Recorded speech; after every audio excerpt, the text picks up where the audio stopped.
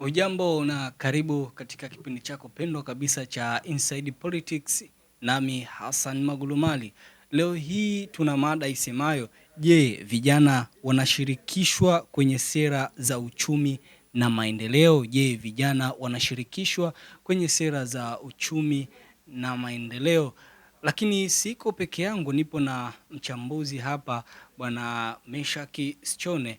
Nipo naye, atatusaidia kuangalia sera ambazo zinawashirikisha vijana na ushirikishwaji wa vijana kwenye swala zima la kiuchumi. Meshaki, habari yako? Salama, tuko vizuri, tumekuja kujadili mada vizuri kabisa. Asante. Karibu sana Meshaki kujadili mada siku hii ya leo. Lakini kabla hatujafika moja kwa moja kwenye mada, tuanze na nikupe dondoo kidogo mtazamaji, lakini pia na Meshaki kuwa katika nchi nyingi duniani zinazoendelea, vijana huchukuliwa kama nguvu kazi na msingi wa maendeleo ya baadaye. Hata hivyo, bado kuna mjadala kuhusu iwapo wanajumuishwa ipasavyo katika mchakato ya kutunga sera za kiuchumi na maendeleo duniani kote.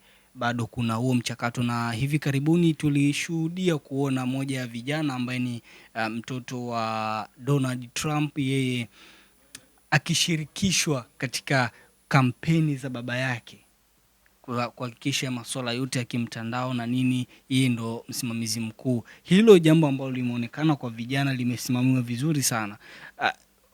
Kwa hapa Tanzania tunaona kuna vijana pia bado wapo wanashirikishwa japo kwa uchache sana, tukimwona Joketi Mwegelo yeye akiwa katika ngazi ya kisiasa, tukiona vijana wakina nani wamuita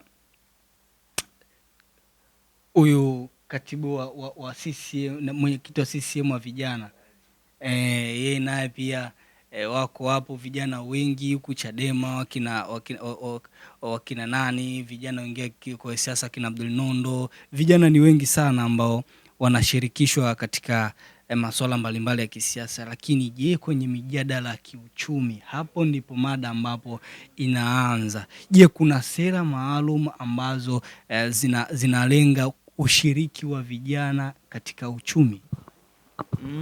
Kwanza nipende kusema cha kwanza, tunaposema vijana ni mtu wa kiume au wa kike mwenye umri kuanzia 15 mpaka 35 kwa katiba yetu ya nchi inavyosema.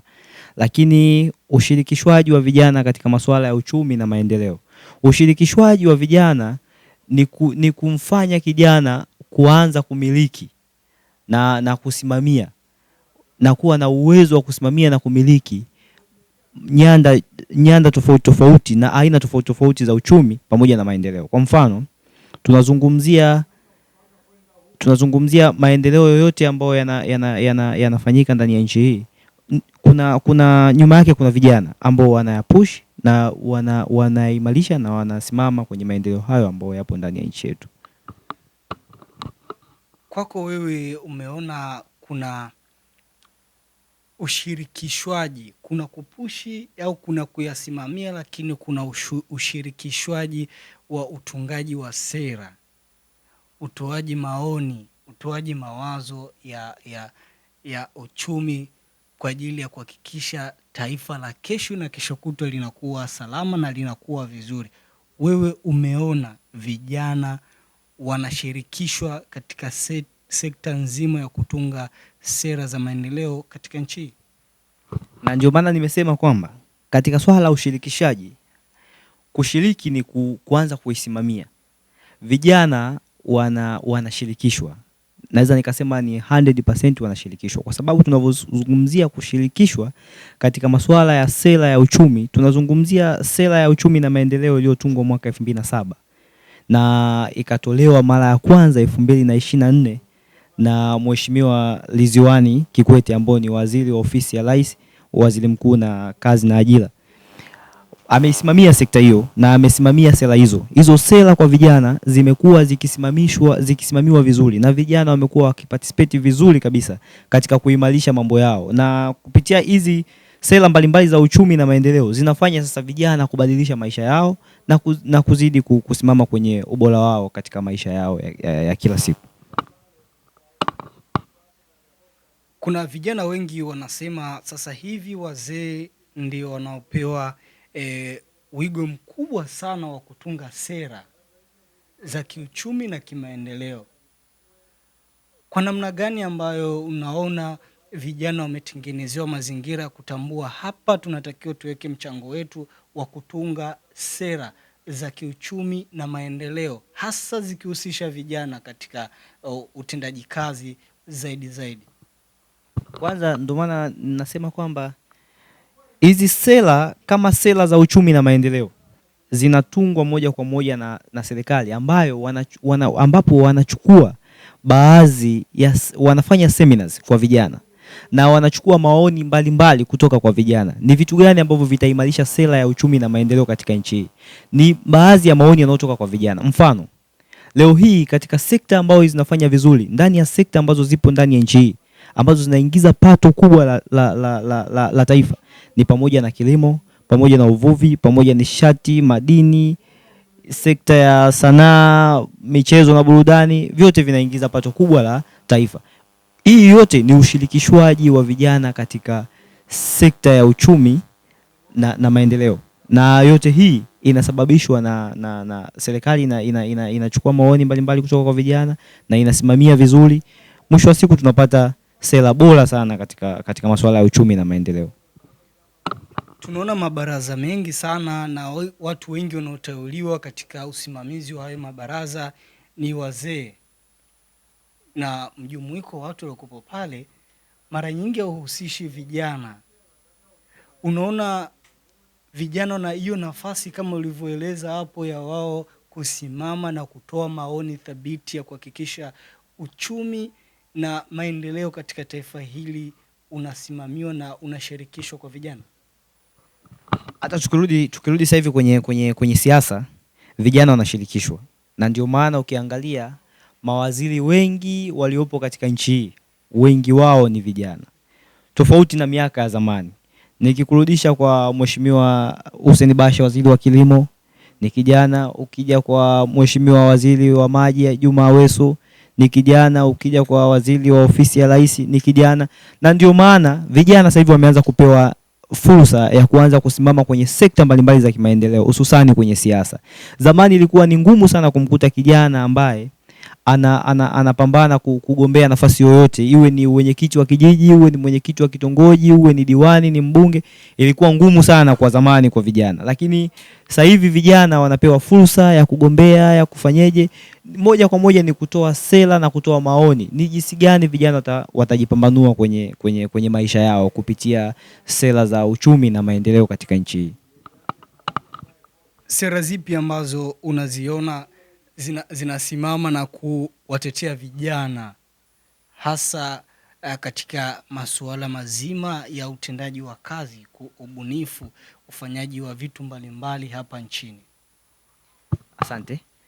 Tukija kwenye sera iliyotungwa ya sera ya vijana ya uchumi na maendeleo iliyotungwa 2007 na katika toleo la kwanza la 2024 inazungumzia kuimarisha na kusimamia mazingira yote ya kiuchumi na maendeleo kupitia vijana. Na vijana sasa hivi wamejikita kwenye shughuli za kilimo, na naweza nikakwambia kwamba katika sekta ya kilimo ndio sekta ambayo inachukua nafasi kubwa sana katika nchi hii na inaingiza pato kubwa sana la nchi. Ni 26.2% ambayo inaingiza katika pato la nchi. Na wanaojihusisha sana na masuala ya kilimo ni vijana. Lakini kwa sasa hivi toka ripoti iliyotolewa 2022 nadhani inaonyesha vijana wanapungua katika swala la kilimo. Wameshuka kutoka 65% mpaka kwenda kwenye 55%. Na kwa nini wameshuka? Kutokana na miundombinu duni ambao wanaipata kwenye swala la kilimo, lakini pia kwenye masuala ya mitaji. Lakini ukija kwenye sekta ya sanaa, michezo ambao tunazungumzia maigizo, muziki, vijana wameingia wengi. Vijana wanafanya comedy, instead ya kuwa kuna watu tumewaona walikuwa wameajiriwa na serikali lakini wanarudi kwenye masuala ya sanaa. Kwa vijana wamekuwa wamepewa namna, wanatengenezewa mazingira ambayo yanaweza wakawafanya wao wapate fursa, na katika ile sera ya uchumi na maendeleo ikawanufaisha vijana. Na ndio maana sasa hivi vijana wengi unaona wameingia kwenye maigizo, vijana wameingia kwenye mziki, wanapata pesa nje ya kusubiri ajira kutoka serikalini, wameamua kujiajiri kupitia sanaa, michezo na burudani. Katika zama hizi za sayansi na teknolojia, hauoni kuna haja ya kubadilisha kutoka kilimo peke yake hadi kuleta fursa nje ya sanaa na burudani, ili tuweze kuendelea kama taifa, sehemu ambapo tunapotaka kutumia kilimo kitusaidie, sayansi na teknolojia ya ubunifu wa vijana iwe kipaumbele sana katika nchi yetu? Na ndio maana katika lile toleo la 2007 la sera ya uchumi na maendeleo kwa vijana, ambao toleo la kwanza nimezungumzia la 2024 likisimamiwa na Waziri Ridhiwani Kikwete, katika ile sera, sekta ya sanaa na michezo imewekwa kama kawaida, na katika ile sekta wanazungumzia vijana kujihusisha na masuala ya kimuziki, masuala ya kimichezo ambayo inaweza ikaingia kwenye swala la mpira. Na ukiangalia sasa hivi, ukiangalia timu hata kwenye vilabu vingi vya timu zilizopo ndani ya nchi hii, vijana wamepata ajira. Nje ya kutegemea ajira zingine, vijana wanacheza mpira, wanalipwa mishahara, vijana wanafanya maigizo, vijana wanafanya comedy, wanalipwa mishahara. Kwa ukija kuangalia, serikali imejikita kwenda kuikuza hii sanaa, na ndio maana toka sanaa imeanza kukua, zimeundwa kamati tofauti, imeundwa BASATA ambayo ikisimamia masuala ya sanaa, mikopo imeanza kutoka kwa wao wasanii. Ni moja kati ya hatua ambayo serikali inapiga ili kuwanufaisha vijana wazidi kuingia kwenye sekta ya muziki, maigizo na comedian, kwa sababu wanatoa mikopo, wanaisimamia vyema, na tunaona kwenye masuala ya kisanaa, tunaona wanaalikwa Mheshimiwa Rais, waheshimiwa mbalimbali wanaalikwa. Ni kutokana na kupiga hatua kutoka nyuma kwenda mbele, kwa sababu sasa hivi sanaa peke yake inaingiza 0.4% ya pato la taifa, ambao mwisho nyuma ilikuwa inaingiza 0.2%, lakini sasa hivi inaenda mpaka 0.4%. Kwa tumepiga hatua kubwa katika sekta ya sanaa na burudani. Bwana Meshaki, tunaona nchi nyingi duniani zina sehemu ya sanaa, lakini kuna sehemu watu wanasubiri wabunifu watende ili watu wapate bidhaa zilizo bora. Tunachukua mfano, kuna watu wanabuni hapa Tanzania. Tusiende nje ya nchi, hapa Tanzania kuna watu wanabuni kutengeneza mathalani mashine ya kupumulia mgonjwa akiwa hospitali. Sawa. Lakini hawana mtaji wa kuendeleza. Unafikiri sera ya uchumi na walindaje watu wa namna hii ili kuhakikisha maisha yao yanakuwa salama katika utendaji kazi wao na ubunifu wao kama vijana wabunifu katika nchi ya Tanzania? Katika moja ya zima ya sera ya maendeleo kwa vijana, sera ya uchumi na maendeleo kwa vijana, ya kwanza ni kuwasimamia vijana ili waweze kupata mitaji na wapate mikopo ambayo itawasaidia kuendeleza sekta ya maendeleo, kuendeleza sekta za uchumi. Kwa hiyo tunapokuja kusema kwamba ni jinsi gani vijana watapata namna ya kujiendeleza kwenye sekta kama hizi za kutengeneza mashine kama hizi ambazo zinaweza zikatumika hata hospitalini, ni kutoa mikopo, ni kuimarisha mikopo kwa vijana, lakini kuwasimamia vyema, na pia ni serikali kutunga sera ambayo itafanya vijana wazidi kuimarika kila siku kwenye masuala ya sekta mbalimbali ambazo zinazalishwa Tanzania. Kwa hiyo nina imani na sera ya uchumi na maendeleo ambayo ilianzishwa na imekuja kwa azima ya kuwatetea vijana na kuwafanya vijana waweze kuimarika leo hadi kesho. Unafikiri mikopo peke yake inaweza kusaidia kujenga uimara wa vijana kujiwekeza, tofauti na kubadilisha sera zingine ambazo za uwekezaji nchini, ili kijana anapojiwekeza na kubuni kitu aweze kufika mbali zaidi? Kwanza katika kitu ambacho kinazungumziwa katika hii sera ni kuwaandaa wataalamu wenye ujuzi ambao watawasaidia vijana kujiendeleza. Kwa nje ya kijana kupata mkopo, anahitaji utaalamu na ujuzi wa kubaki kusimama kwenye fani yake anayoifanya. Kwa wale vijana ambao wanafanya sekta mbalimbali za kiuchumi, inawezekana labda amesimama kwenye utengenezaji. Kuna watu wanatumia tovuti za makumbusho, watu wanaangalia michoro ya makumbusho, wanaenda kubuni, wanapata mikopo. Na tunaangalia kuna baadhi ya tukirudi kwenye swala la, napenda sana kulizungumzia swala la sanaa kwa sababu tunaangalia kuna maeneo tayari yameshaanza kutengenezewa ukumbi za kufanyia haya masanaa. Tukiangalia Bagamoyo kuna shule mbalimbali ambazo zinawafundisha hawa watu. Cha kwanza ni kuandaa wataalamu wa kutosha, pia kingine ni kuwa na fedha ya kutosha ambayo inaweza ikafanya sasa sisi tukaweze kukua kwenye sera kubwa kwenye swala la uchumi na maendeleo. Nadhani hicho ndio kitu cha msingi. Wataalamu pamoja na fedha ya kutosha inaweza ikasababisha tukaweza kuendelea zaidi kwenye hizi sekta za uchumi. Vipi kuhusu kusamehewa kodi wakati ambapo wanaanza uzalishaji, lakini pia kutengenezewa mazingira rafiki ya bidhaa zao ziweze kwenda mbali zaidi? Mfano, mwaka 2022 Mheshimiwa Rais alisema mfanyabiashara mjasiriamali ambao anaanza biashara anatakiwa apewe muda wa kusamehewa kodi. Nafikiri baadhi ya vitu vipo TRA unasamehewa kwa muda fulani wa miezi kadhaa hadi pale ambapo unapokuja kukaa stable. Lakini tunaona bado mtu anayeanzisha biashara anakuwa na changamoto kubwa sana kwenye usajili na ufanyaji vitu vingi. Hasa kwa wabunifu kama hao nilikwambia kuhusu utekelezaji wa viwanda. Tunahitaji serikali ya viwanda. Tunawezaje kuziweka hizo sera za usajili kumpa kijana uelewa wa kujua nikianzisha hapa kwa kiwanda changu naweza nikafika mbali kutokana na sera za nchi zinakuwa rafiki. Mfano, kuna nchi zinakuwa rafiki kwenye sera zake za maendeleo.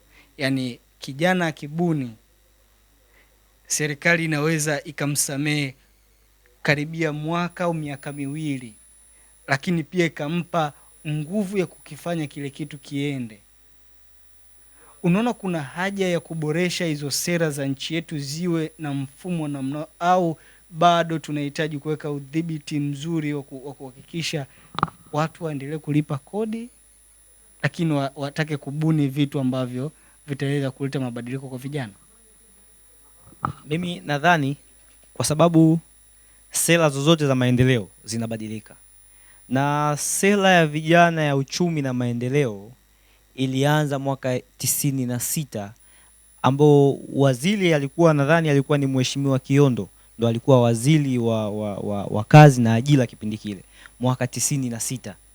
Sasa tunavokuja na hii sera ya 2007 ambayo imekuja sasa kurasimishwa na Mheshimiwa Ridhiwani, tunaona kuna haja ya kuzidi kuimarisha sera za vijana, kwa sababu tunavyosema kodi, ndio kuna vijana ambao wanaanza kufanya ubunifu wa kuandaa viwanda vidogo vidogo kama uchomeleaji ni sehemu ya viwanda vidogo vidogo, wale wanaojihusisha na uchoraji ni sehemu ya viwanda vidogo vidogo. Yote hii ni kuzidi kuimarisha sera, na sera zinazidi kuimarika kwa sababu tunatoka kwenye sera ya uchumi kwa vijana na maendeleo ya mwaka 96 tunakuja kuleta sera iliyokuja kufanyiwa marekebisho ya 2007 ambao toleo lake la kwanza ni 2024. Kwa hiyo sera zinazidi kuimarishwa na vijana sasa hivi wanazidi kufanya kazi wengi sana. Na tukiangalia ni viwanda vidogo vidogo sana vilivyoanzishwa. Ukienda kwenye swala la uchomeleaji ambao vijana wanajipatia vipato, wanajipatia pesa, vimezidi kuwa vingi kwa sababu hata kodi zinazidi kupungua. Ni tofauti na zamani, ukiwa unauza hata nyanya utapigwa kodi, lakini sasa hivi tunaona kweli kuna maendeleo ambayo yanatokea. Na tukirudi nyuma, kipindi yupo hayati Magufuli, tuliona watu wakipewa vibali vya shilingi 20,000 ili kufanya biashara ndani ya mwezi. Ni tofauti na miaka ambayo iliyokuwepo nyuma. Unakuta mtu anafanya biashara ndogo lakini analipa kodi kubwa.